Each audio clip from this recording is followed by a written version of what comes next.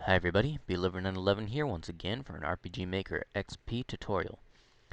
This time I'll be showing you change screen color tone, screen flash, and screen shake.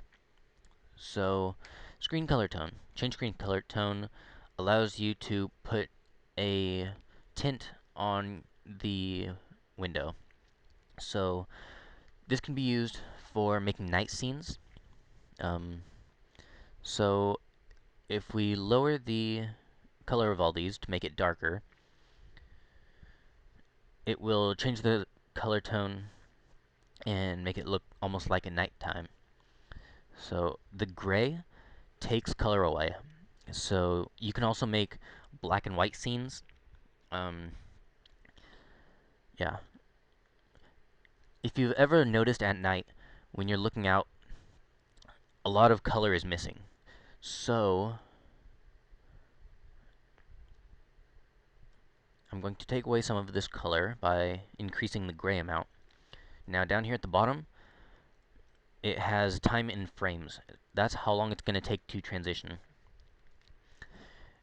So if you have it at 0, it's going to be instantaneous, and your screen's going to be um, automatically that color.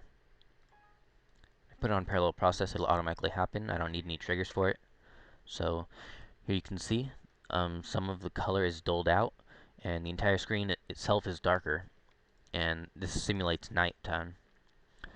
For my game, I've created a day-night cycle that I've made as a common event, and um, I'm not going to show you because it takes about, I think this is like 10 minutes or something like that for, oh no, it's 15 minutes, my bad. It's about 15 minutes for the first day's cycle.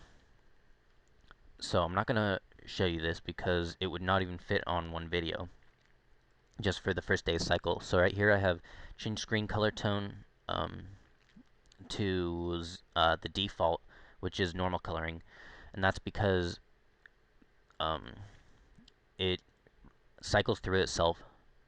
So the first day,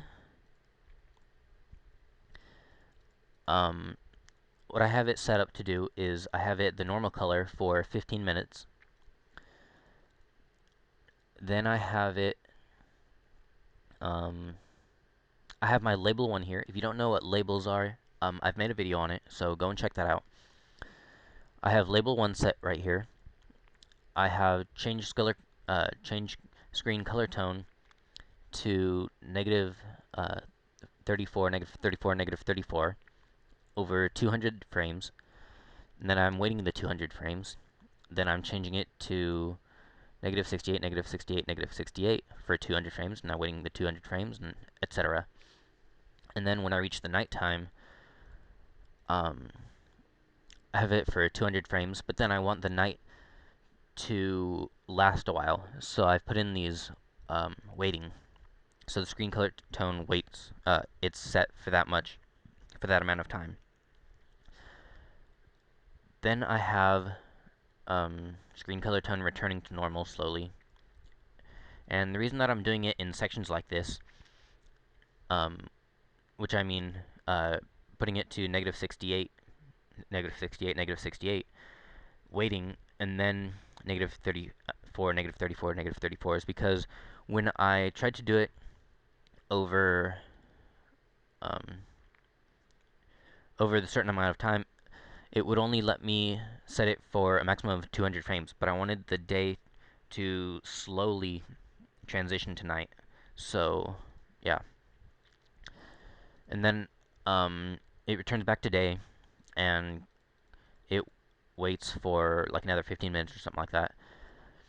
So my day is longer than my night. And then I have jumped to label 1, so it cycles back to going to night. And this will all cycle itself. And because it's a common event, it's going to stay that way. And it'll be on all of my maps until I make something to turn it off, which I don't think I will. Um, the other thing you can do with this is, let's say you're like in a swamp or something, and you have your green your green fog moving in, but everything underneath the green fog is normal colored.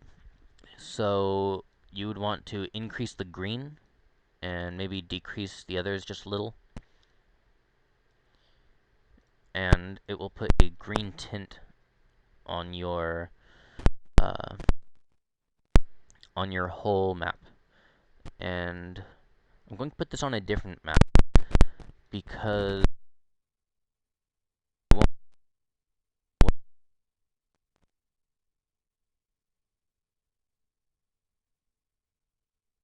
show you here.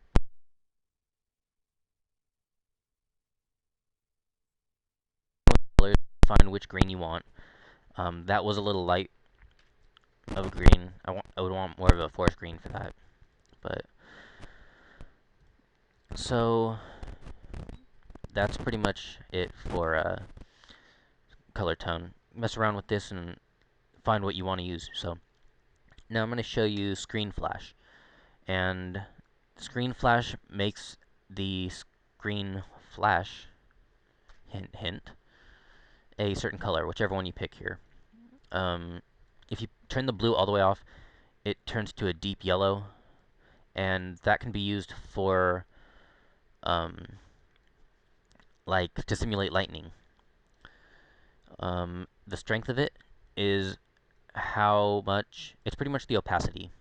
So 255 is going to be, the screen's going to turn totally yellow for however many frames you pick. Or it's going to transition to it and transition out of it for that amount of frames. And 0 strength is not going to show you anything. It's going to be completely transparent, so it's going to be invisible. So I'm going to show you here what this looks like. I'm going to put a weight in between here, so the screen's not going crazy. So it'll happen every 20 frames. So there you go. Mess around with the lighting, or the coloring, and find out what color you want. Yeah, so now I'm going to show you screen shake. And what screen shake is, it pretty much simulates an earthquake. The power is how much it shakes from side to side. So power level 1 will make it shake just barely. And power 9 will make it swing far to the left and far to the right. Now, this doesn't move in circles or up and down. It just moves left to right, so keep that in mind. The speed is how fast it's moving. So, I'll give you an example here. A power level of 9, so moving far to the left and far to the right, and a low speed, so it'll seem to swing back and forth. And you can see on my map, since I have a very small map, that the things on the left that are going off the screen are ending up on the right side of the screen. So watch out for those kind of things. Test your games before you publish them. So power level 1.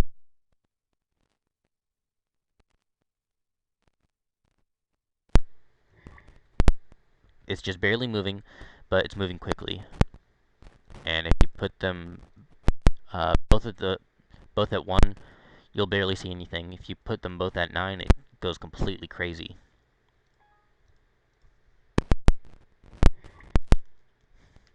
See? So, yeah, that's my little tutorial on these three event commands. I hope you enjoyed this, and I hope it was informative to you guys. Hope it helped you in making your games. Subscribe, rate, comment. Thanks for watching, guys, and I'll see you in my next tutorial. Bye.